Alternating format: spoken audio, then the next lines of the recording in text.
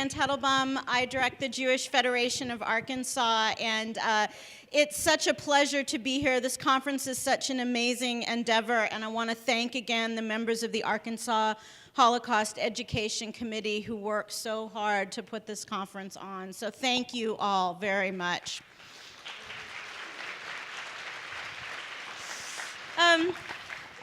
I also want to acknowledge the other sponsors of the event, certainly Jewish Federation of Arkansas, and I'm grateful to our community supporters and our board at the Federation for continuing to support the conference, as well as Temple Shalom of Northwest Arkansas, Congregation Etz Chaim in Bentonville, and the Roy and Christine Sturgis Charitable Trust. So thanks to all of them. And I also want to say a special thank you to all of you, and especially the students here. What you are doing today by engaging in a day of learning about the Holocaust is really, truly remarkable, and it makes me optimistic about the future. Today you're learning from a lot of teachers, but you really are our teachers of tomorrow. So thank you so much to all the students that are taking time out to be here today. I just learned fairly recently that I was introducing, someone else had to go introducing Mr. Kohnstam, so I apologize that this will be maybe not quite adequate, but hopefully it'll do the job. I'm very pleased to have gotten to know in a short time Pieter and his wife, Susan, and I wanted to mention that the quilt that was held up earlier during Cantor Radwine's blessing was something that Susan made and something that she does, and I think it was a really beautiful tribute to the victims of the tragic massacre in Pittsburgh. Mr. Kohnstam is going to tell his story, but I'll just give you the highlights. He was born in Amsterdam, and his family was close with the family of Anne Frank, and in fact, she was his babysitter, and he speaks really wonderfully of knowing the Frank family, and will, I think, give you a sense of what it was like to be in Amsterdam at that time. His family fled as a result of the events of the Holocaust, and once he finished school, he was involved in banking, and then later in pharmaceutical industry. So he went on to have a long career. I want to highlight, however, about him is all the work that he does today for Jewish organizations. He has stayed active in the Jewish community as a volunteer. He also works with the Anne Frank Center for Mutual Respect, and I just want to highlight that for a moment to note the name of that center. It's not just the Center for Respect, but Mutual Respect, and I think that says a lot about what Pieter really does and endeavors to do in his work, is really to bring people together, to see eye to eye, to see each other as humans, and I think that's part of what he's here to do today, and it's a really remarkable endeavor. So please join me in welcoming Pieter and Susan Kohnstam. Thank you.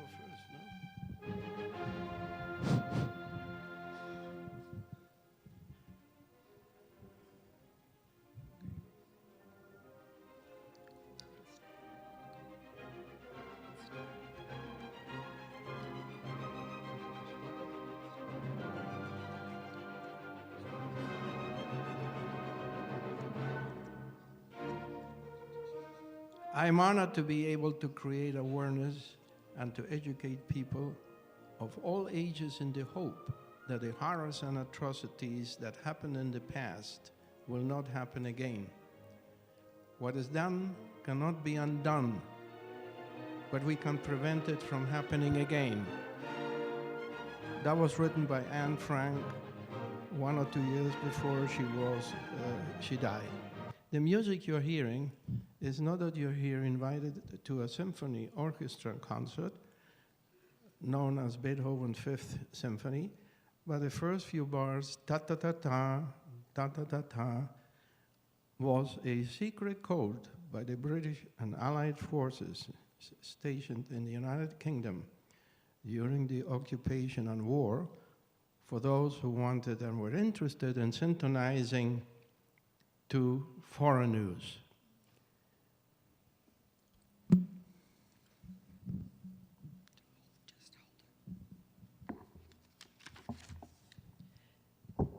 Peter is here today because of extraordinary coincidences and circumstances. He was born in Amsterdam during a very difficult time. By the time he was 5 years old, living in Amsterdam became intolerable. But as we all know, there are good and bad people in the world. Peter and his parents, Hans and Ruth, survived the Holocaust together, even though their marriage was over. To quote his father, "I also realized that we would never have made it without Ruth's ingenuity, courage, quick wit, language skills, and her extraordinary rapport with people. The underground and resistance organizations were a tremendous help to our escape. Nor would we have survived without our son, Peter. He was the primary reason why we fled Amsterdam together. Many times when our fate hung by a thread, I believe that he made the difference. He softened the hearts which had been inured against pleas for help by hundreds of asylum seekers who had come before us. Because of Peter and his sunny disposition, people made exceptions, gave us food, and granted us residence permits and passports denied to others who were traveling." The books that you see there is A Chance to Live in English, won a prize in Florida a few years ago, best author. The one on top, it was the Dutch version in the Netherlands, and the bottom one was the German version in Germany, which is new, with a front of one of my father's paintings. I would like to introduce my father. His name was Hans Kohnstam. The picture was taken in 1980 when he was living in Munich, Germany, and wrote a manuscript telling the story of the escape from the Netherlands. There you have two depictions of paintings made after the war in the 60s, now housed among 900 others in the museum in Munich.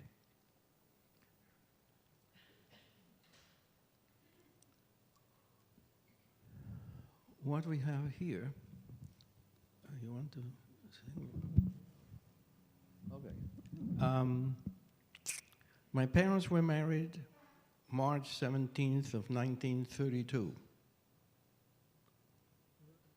It was at a big synagogue, not the only one with that name, in Nuremberg, Germany. And we see the picture there of what the synagogue looked like. On the top, next, 1938. You have heard enough about November 9th and 10th. This morning, one of the professors explained that.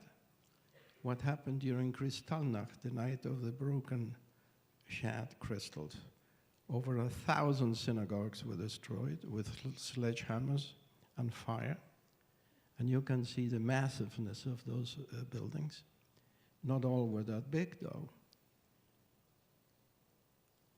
30,000 people were deported during those 2 days. And about 150 shops, at least, were destroyed.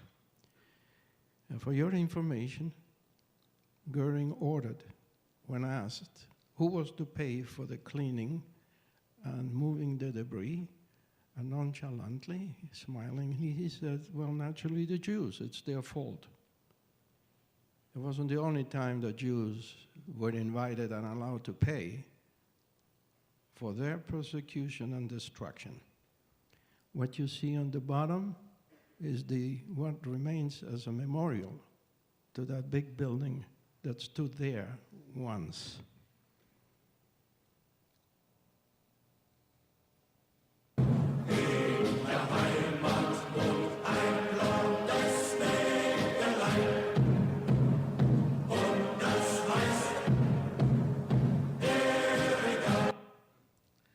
What you just heard, for those of you who may know, is Erika, the name of a flower. My wife is telling me to continue, so that was it.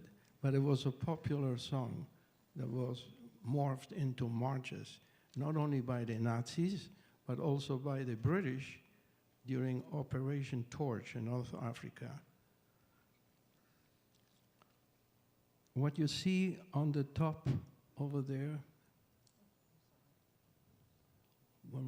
right, and for some of you who have seen this morning, this is maybe a little bit more colorful kind of picture of the rally grounds in Nuremberg, where 300,000 to 500,000 people were amassed from all over Germany and other places, young, old, students being infused with propaganda of the Nazi regime. You can visit that today. It's still there without the monuments and so on. The one next to it is where you see Hitler with some of his cohorts watching some kind of a march. But what is interesting for you to note, especially the young ones, not me, I'm old, are the banners with the circles on top, in the middle of which is the swastika, and on top of that is the eagle. And again, there was an entire marketing propaganda to infuse fear, making people believe that these were the Roman legions of which Hitler wanted to have Germany be, and thanks to Mr. Speer designing a lot of buildings, including many of the rally grounds, to a new country called Germania. On the bottom, doesn't need any explanation.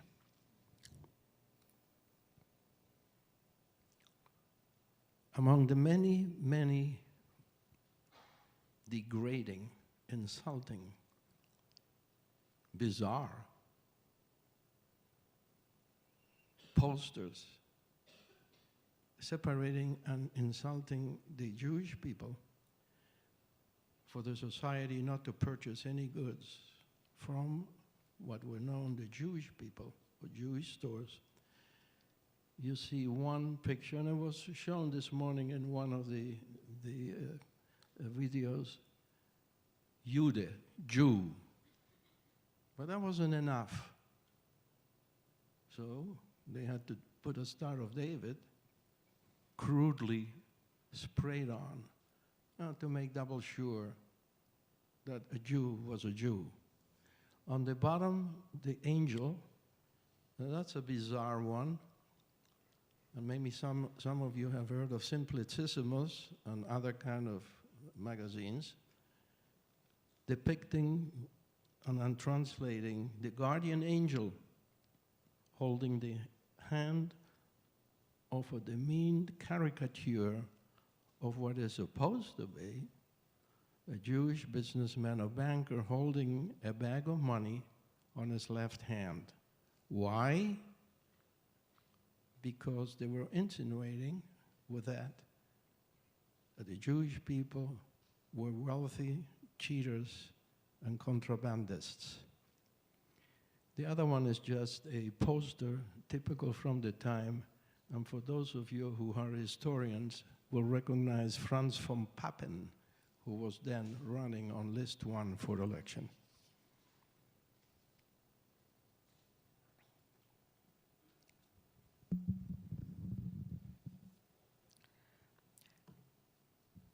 After 1 year of marriage, Pieter and his pair Peter's parents, his mother and father, had to leave Germany on a one day's notice as his father was going to be arrested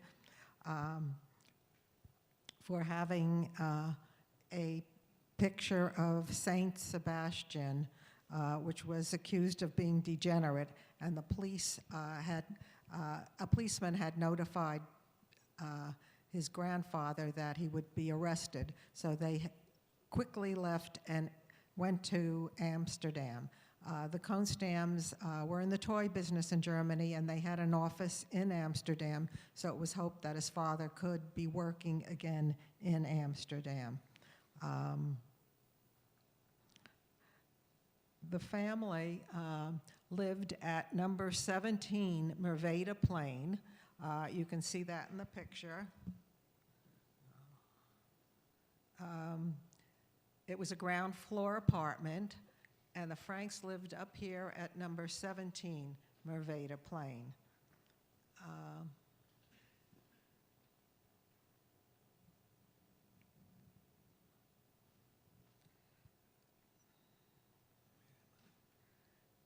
Peter often played, in fact, he has a little story to tell you about the scooter, which he was one of the few children that had any toys, as his father was in the toy business.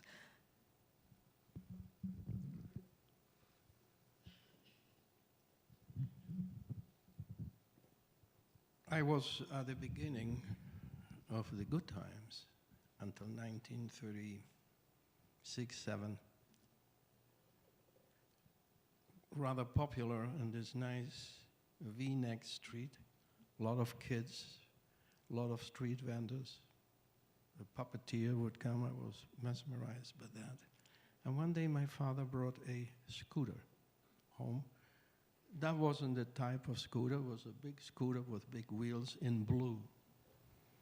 Now, make a long story short, Anne noticed it, came running down in the afternoon, tried it out immediately, me sitting in the back. The sides of the park are gravel, and were gravel then. And a bad maneuver, I fell, and lots of blood. And a doctor in the neighborhood sewed me up, and here's my souvenir of Anne Frank.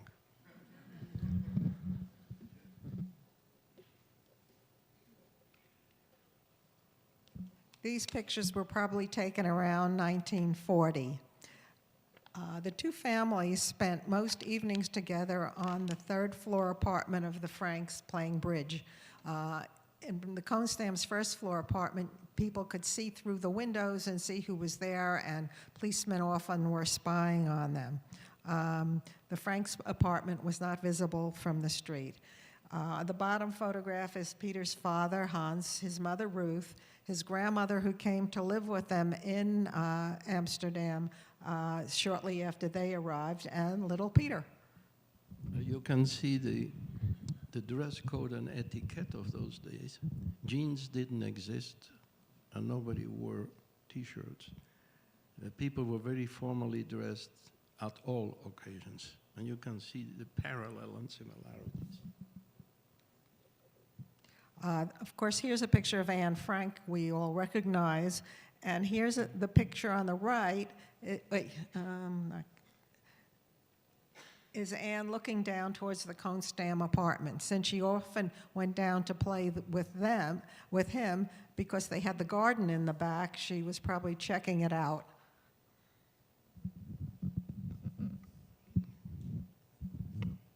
And here's a picture of the garden in the back of their apartment. There was also an escape route in the back where his father, in fact, did escape when they had to run.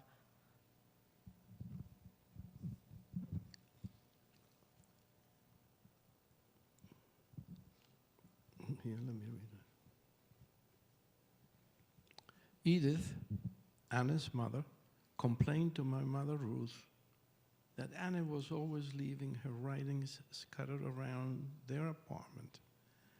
My mother suggested to Edith that maybe she should think getting Anne a diary for her 13th birthday on June 12, 1942. in order to keep the papers strewn around the apartment in one place. And there you have the diary that she got for her birthday. And who was to know that that would become a bestseller after the war, maybe if not competing with the Bible, St. James Bible. On the wall, that is taken from the annex, but that was in a bedroom too.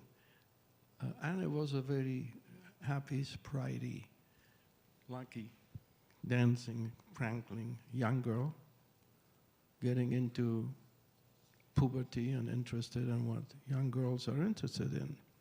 Actors, movies, cosmetics, high-heel shoes. And so there are some of the photographs that were transported to the annex. On the bottom are some of the handwritten pages in the diary.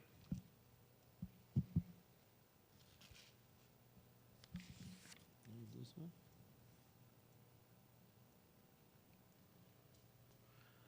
one? Here are a few photographs. I don't need explanation. One in Amsterdam, another one in the Netherlands, and in other countries, and I will explain the one on the bottom, if you can. Yeah. Now, why do we have a Star of David there? What did it really mean? The Star of David was implemented by the Nazis to separate a very important part of society that had been extremely involved with Germany. The Jewish people considered themselves Germans and not Jews until the notification or note of separation appeared. The Star of David was the first sign of a civilized society that separated one important faction of the German society because they were, quote, not pure, unquote. And we had to wear those stars on the outside of our coats or jackets, meaning many stores would not sell to us. We had to stand in lines for food for weeks. And that's another story. I would not stand in a line ever since then. It was a good target to be shot at when that happened daily in front of my eyes. It was demeaning, it was separating the people, and from a very friendly society in the Netherlands and in Amsterdam, suddenly people started not to look at us, look down, spit at us, or throw objects at us.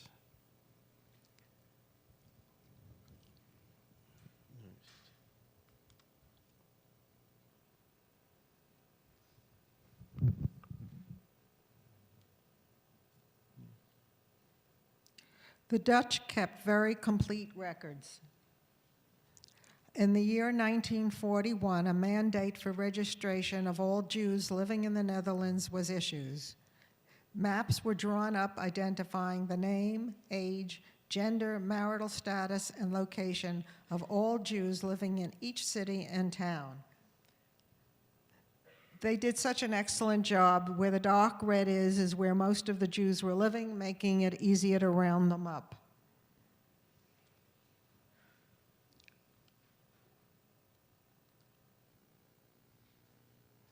This is an interesting picture. Jewish children were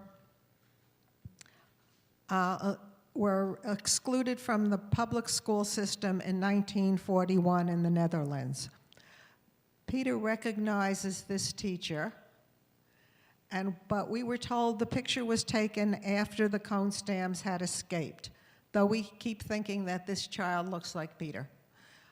If it is true that it was taken after the Kohnstams escaped, probably most of these children perished.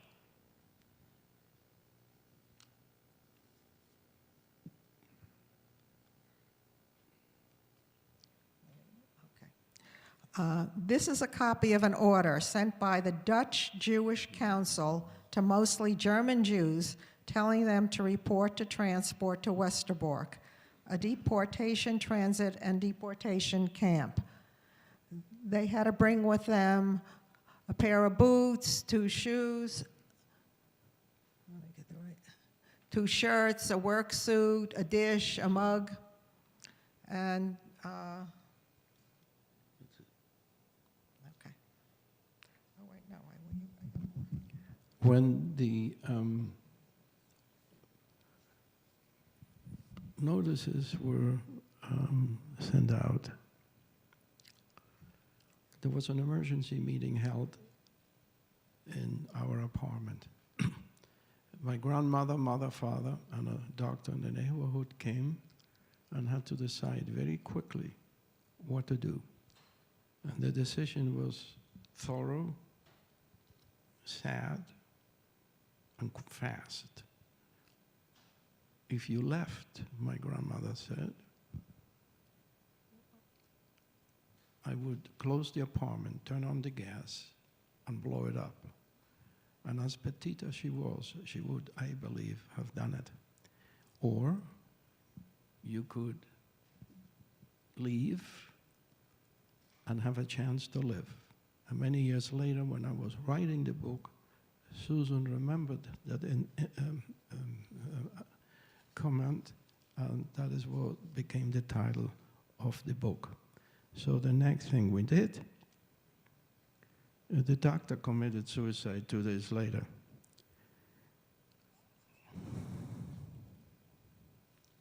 we make many choices during the course of our lives. Ruth and Hans Kohnstam had to make a choice after receiving the order to report to the railroad station. Otto Frank had invited the Kohnstams to go into hiding with them, but that did not seem feasible.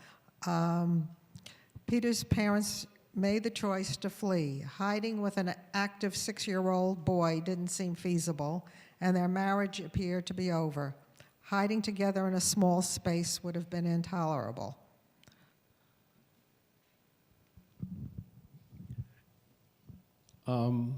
Just as a note, a big secret of something that wasn't known until then by anybody was that Otto Frank invited my father to hide with them in a place that he said he has and was preparing for an occasion of emergency to hide his family. Well, obviously we didn't agree to that. If not, I wouldn't be here to talk to you. So what do we see here? Once the decision was made in the apartment to flee, the first thing my mother did was to call Gerda Leske, who the pictures there at an earlier age. Gerd and Ad Leske were a Christian family from Berlin, Germany. Had 2 dress stores, one in Amsterdam and one in Maastricht. If you want to show Maastricht, that's it. So, and to come out immediately to the store and go in through the back entrance. I may want to say that one of the big enemies that was invisible in those days for us was betrayals. Nobody speaks about that. Betrayals was an epidemic situation that destroyed many families because you, with the Stars of David and other impositions to ostracize the Jewish, Romani, and other people in society, discriminated and produced a complete separation. So betrayal became a disease, an invisible disease. I know for a fact that some children who joined the German youth marching into our street in Amsterdam on Goose Step with guns, Mausers that were bigger than them, accused their parents and families, who were then apprehended and imprisoned for being collaborators. I'm not sure with whom, but that's what they were accused of. The first thing we did in a store was to remove our jackets and the Stars of David from our lapels. That wasn't enough, because where you removed the stars, there was a swatch. And that naturally didn't help us. So we changed clothes, and a plan was devised again very quickly what to do next.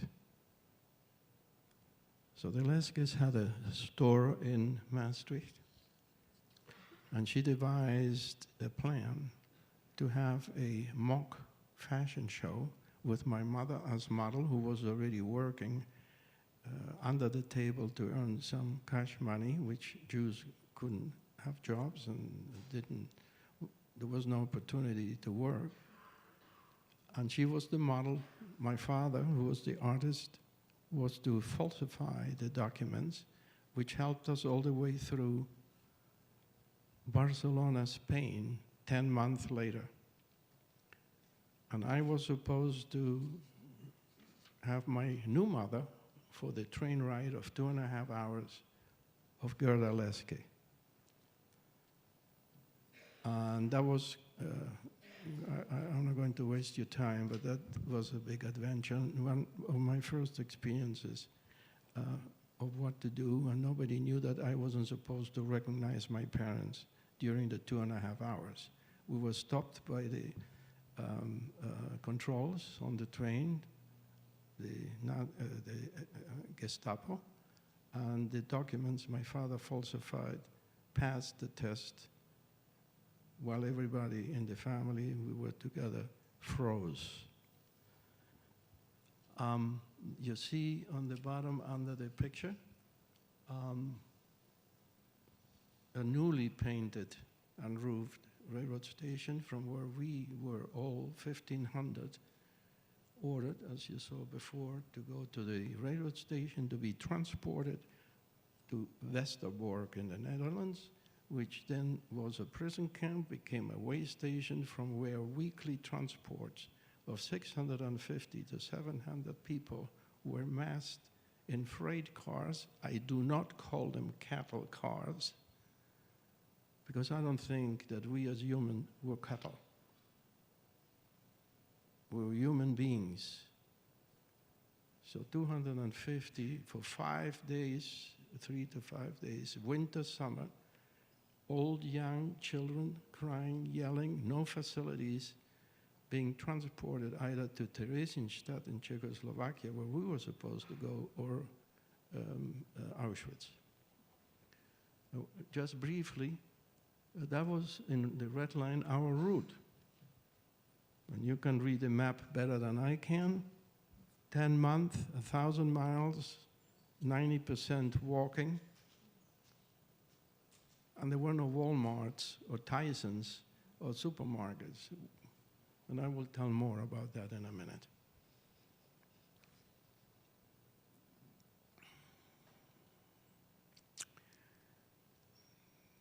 This map shows you what was before the total French occupation France. The top red, occupied France, many have called it Vichy France, who immediately joined, thanks to Mr. Vichy, the German occupation. The bottom, and you see a blue line, separated it to the free zone. Now, what does the French flag mean there? Well, for some of us who believe in patriotism, and those who fought for victory and shed their blood or not, the French flag was a Croix de Lorraine. Croix de Lorraine was the sign that de Gaulle used in England to rally his armies in being trained in Great Britain, and the French populace that was still working for the underground and resistance. My mother was part of that at some point. to indicate that they were French liberators and not the occupied ones. Next.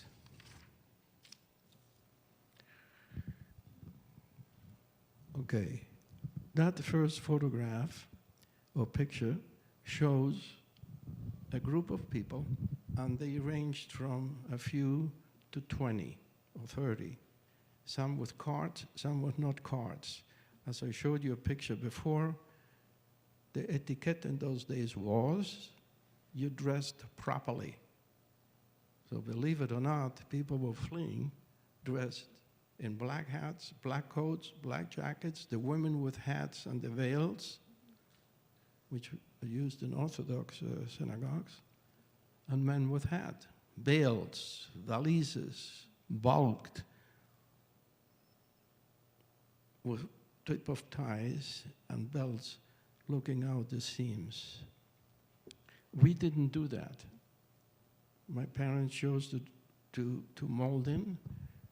We dressed as farmers with wooden blocks, walked not on the highways and main roads as you see there. There's also a railroad there, railroad track. So we were under the stars. And how we lived, hygienized, and handled ourselves, that you can either ask me later or use your phenomenal imagination. We bring these things to Susan to today. So you have 3 examples of so-called caravans that some people have insulted people who are fleeing. I'm one. And why am I different or how from others today? I'm not going to explain them. You can see those. While in France, we went through Belgium, stayed overnight in a place crossing the border from Maastricht, which was a guiding post for the Nazis to apprehend and shoot on sight anybody who was crossing the border.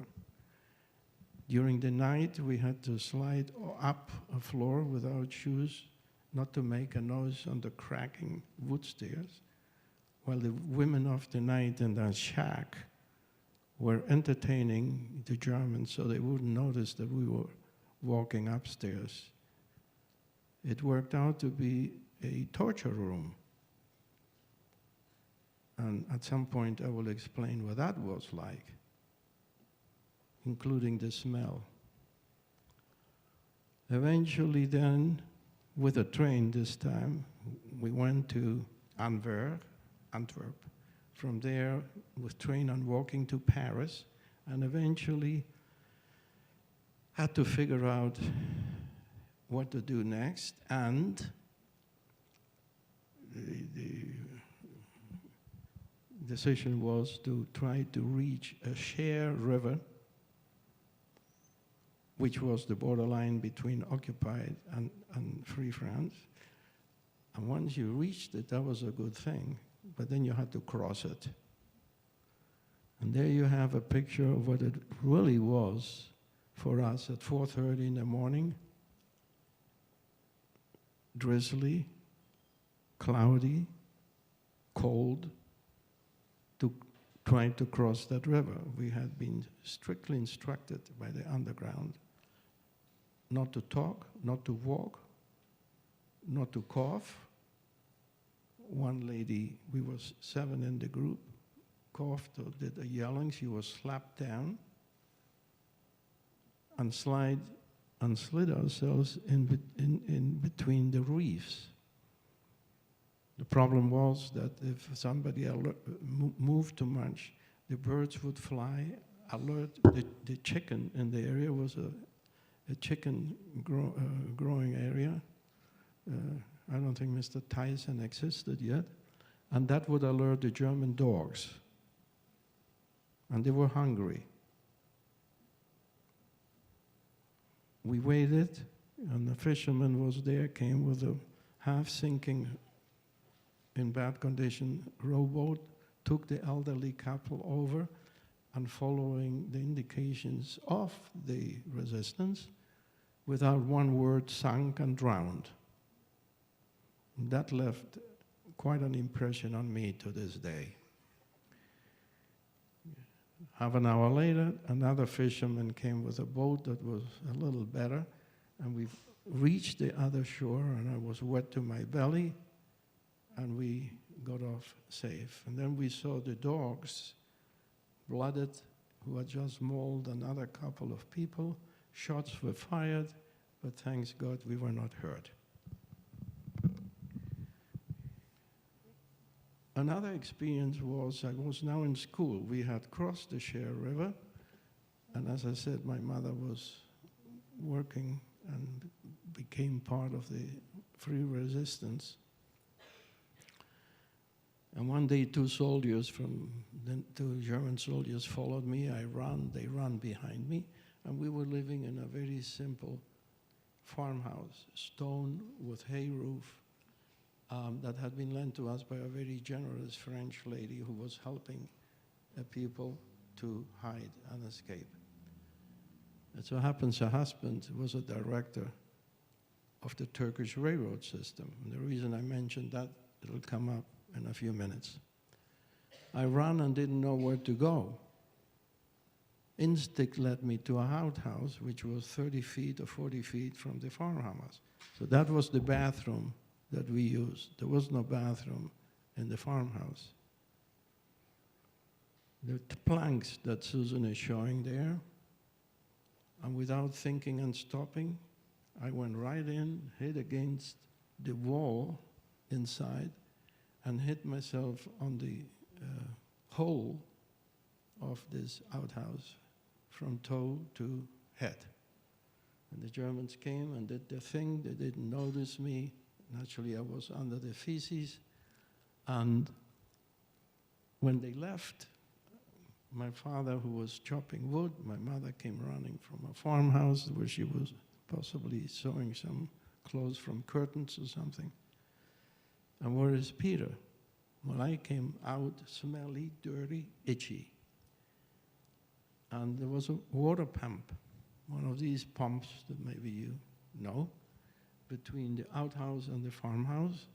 Well water, freezing cold. So I was put under it. The clothes were forked up by my father on a hay fork, boiled, and I was put into a bed to warm up. There were no clothing stores or Walmarts there. You could go and just buy clothes. So my mother had to make those, or some generous farmers would give us some clothes.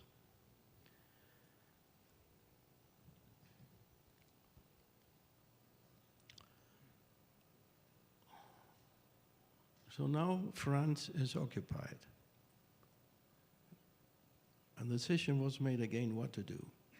So in combination with the underground of the area, the chief of police called the lady who was lending us the farmhouse. It was decided we had to leave very, very quickly. But the bus system and the railroad system were not what you think about in the middle of no place, even though the area in France is very beautiful if you want to ever visit it. But not then. So we went from the top there in the blue line all the way to Perpignan. That was the idea. The train, however, like Germans did, changed routes whenever they wanted. And so it went from the top to a place called Gours. My father then got upset, nervous, because he said, we are not going southeast, we're going southwest. But nobody knew where we were going.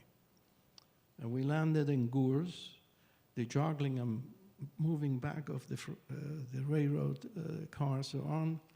We saw people being forced to get off the train, who were again dressed like you've seen the other people escaping or fleeing, to a camp in Gours. Gours was a way station a semi-concentration camp, not exactly, from where 30,000 people were turned back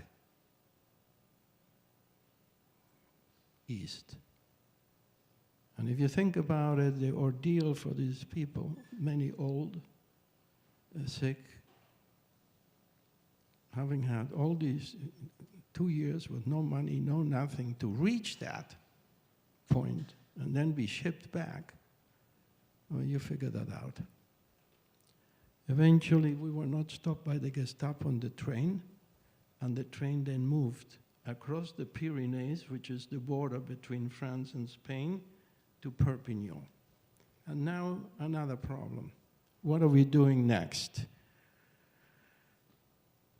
My father, like my grandmother, who had been married to an officer in the First World War, and my grandfather was honored in Nuremberg as a judge for having helped veterans of the First World War, thought that being Germans, they weren't going to do anything to us. Wrong. So my mother and so on weren't going to turn back. That was impossible. So we could go to North Africa, Tunis, Morocco, not in Casablanca, the movie, or Andorra. And many of you have never heard of Andorra, the smallest country in the world, 4,000 feet up in the Pyrenees. But my father was not a sports person, short, chubby, and I was a young kid. So to go up the mountains and cross the Pyrenees was not an option. And besides, the partisans who remained from the civil war in Spain were taking advantage of those who were fleeing through the mountains, stealing, murdering them, and throwing them down the gorges. So that was not very appealing. So the only other thing was to go to Spain. And it took my wife a few weeks. How she made a connection, we don't know. And with a combination, as I said earlier, the Turkish railroad unions, Spanish and French railroad unions, a very dangerous plan and courageous plan was devised. And very briefly, we always crossed the border separately. And that was to ensure safety. If one was apprehended, the other one had a possible chance of get through. The passeurs, the people that were passing you, were generally good to us, but there were many who were cheaters and were taking were opportunists, stealing or taking your money and not showing up at the specified time and place to meet you and take you to the next place. That's it.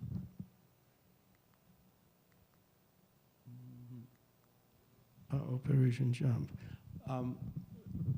Eventually, a plan was devised that by the unions to have two trains running parallelly at the same speed through a 1.5 mile long tunnel from Perpignan to Pau, P-A-U, Spain, which is just across the border. The railroad card you see there is what many of you call the cattle car. There were no cattle in those cars. There were no cattle cars. There were freight cars. And those are the cars and the trains where so many were transported to the camps. On that station at night, outside of in Perpignan, we had to wait at midnight for the resistance. We don't have the music here. Who was to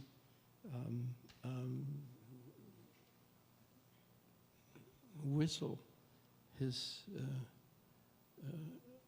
a popular rhyme of children that became popular, and in those areas, a signal of the underground. Auprès de ma blonde, for those of you who know that song. It came from the 1700s military, somebody missing his girl, the blonde girl that he loved. So there I was on the ties. My father didn't know any language, freezing cold at midnight.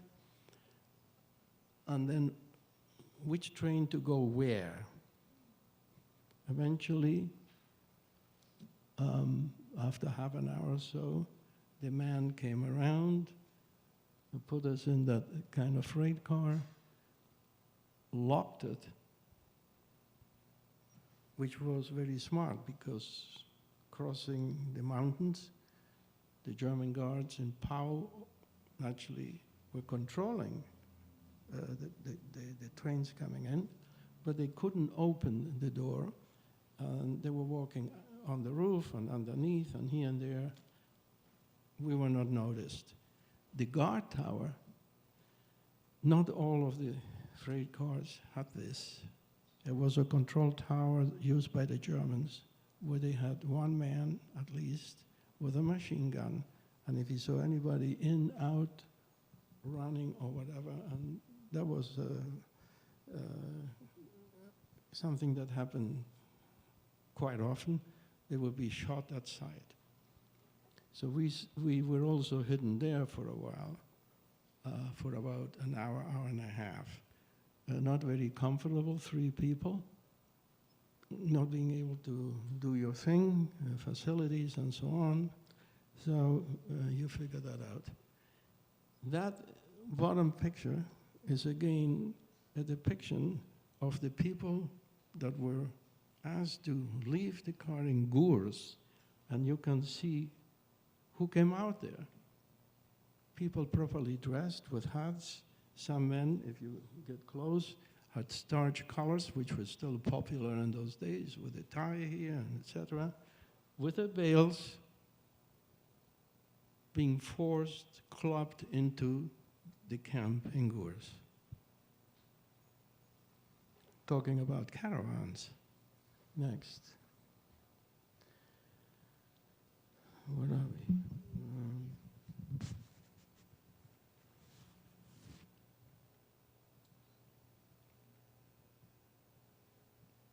Okay, we had to disguise ourselves on the trains as railroad workers.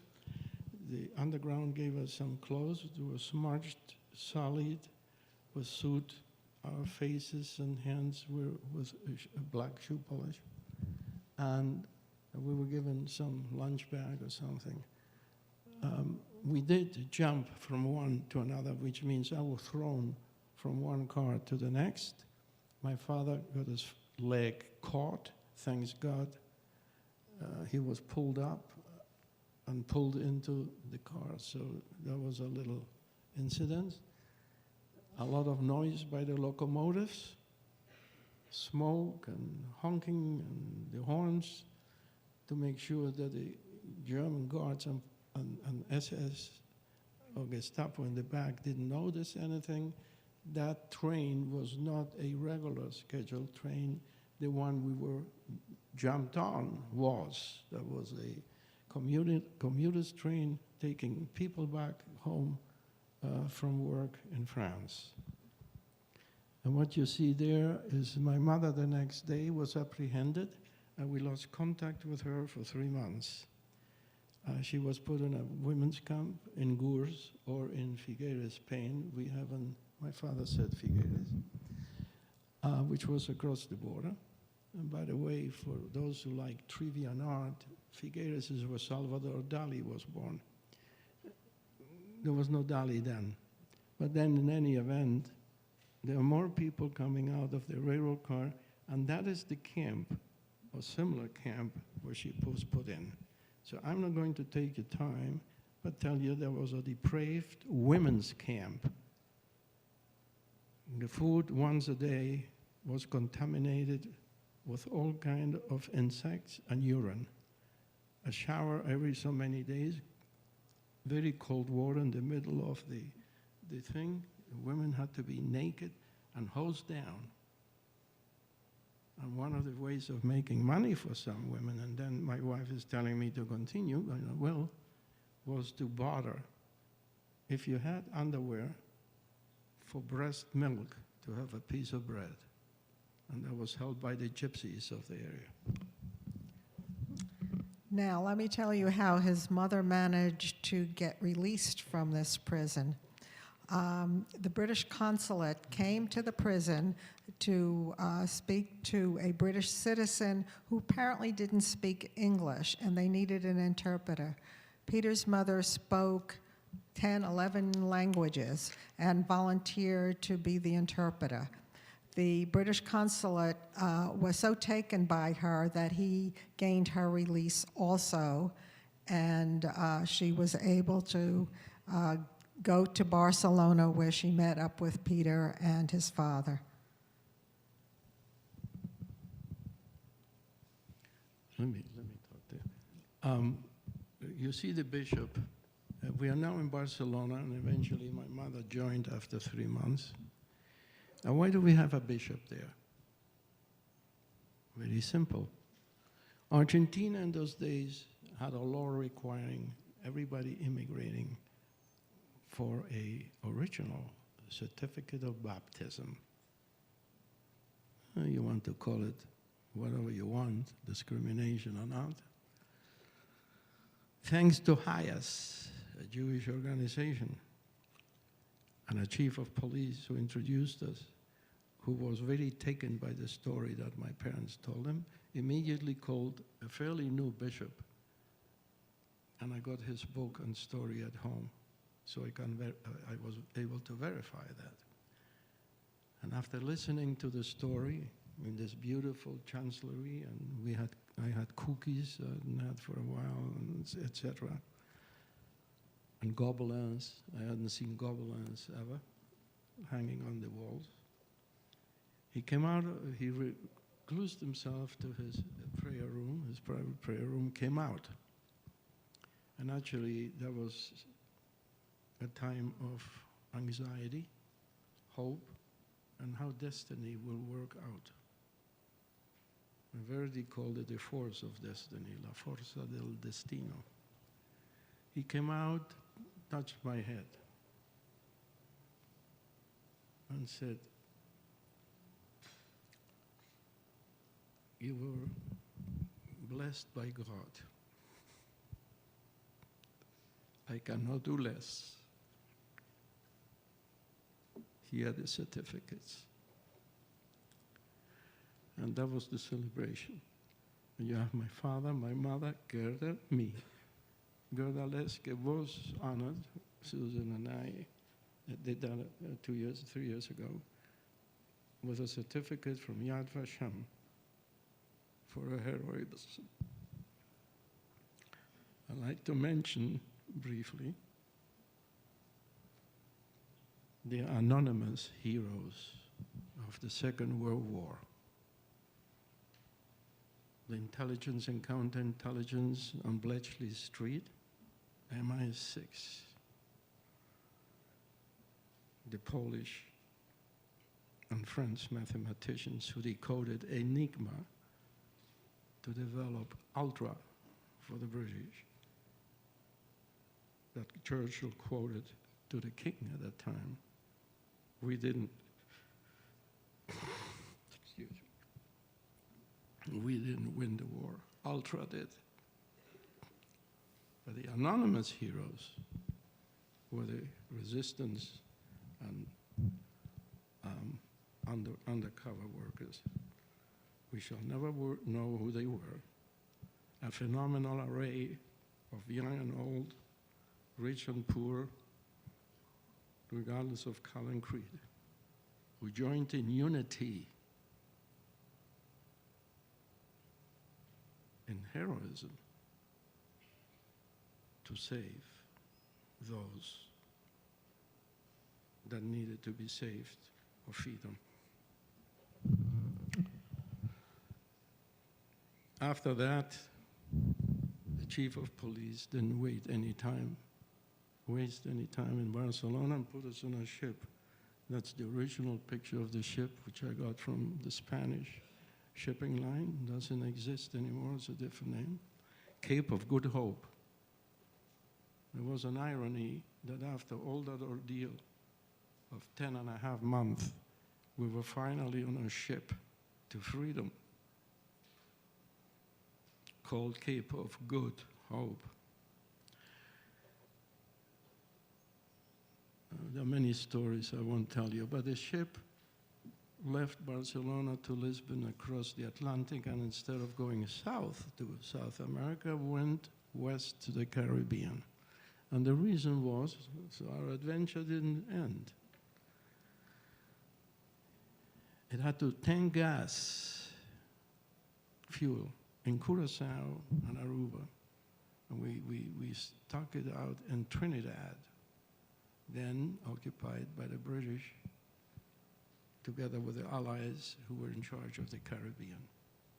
In addition, my father was told by the commander of Trinidad that we were lucky because that ship had been on a distinct hit list to be sunk, because the reason it went north and then south, it was feeding, changing course at night, feeding drums into the mid-Atlantic for the German submarine boats.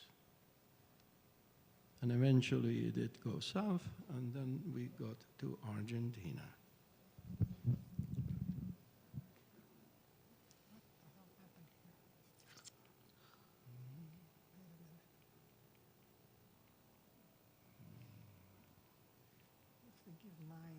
I don't know what happened.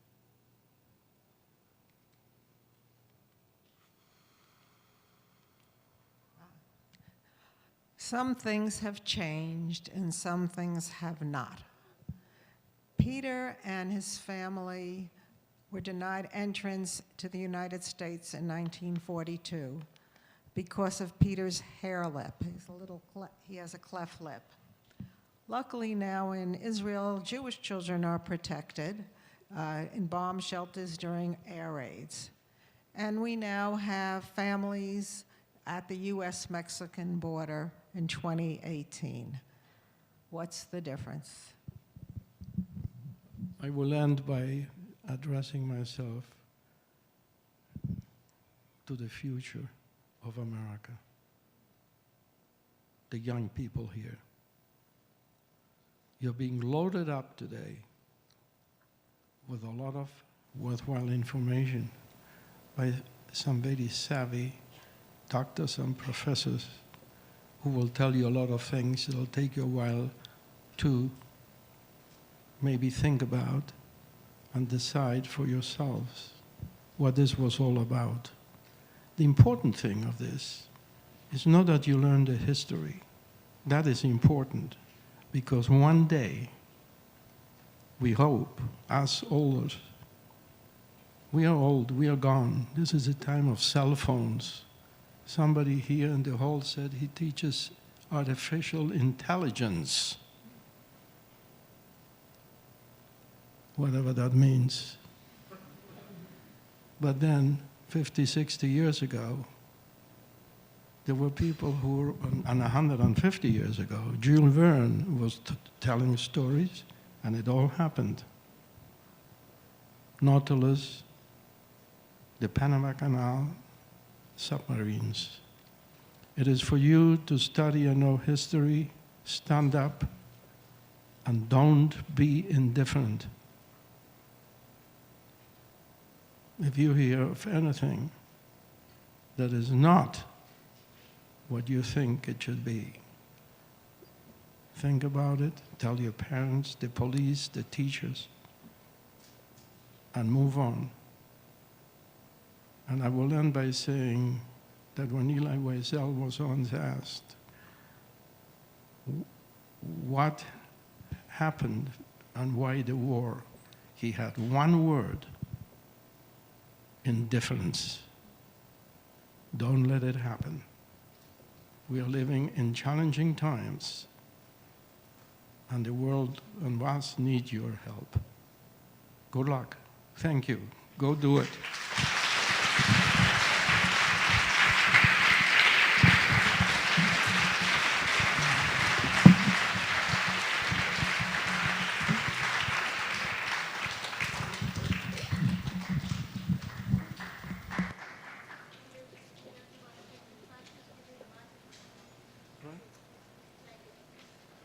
Come down. Take a quote. We leave this. Oh, leave this. Yeah, okay.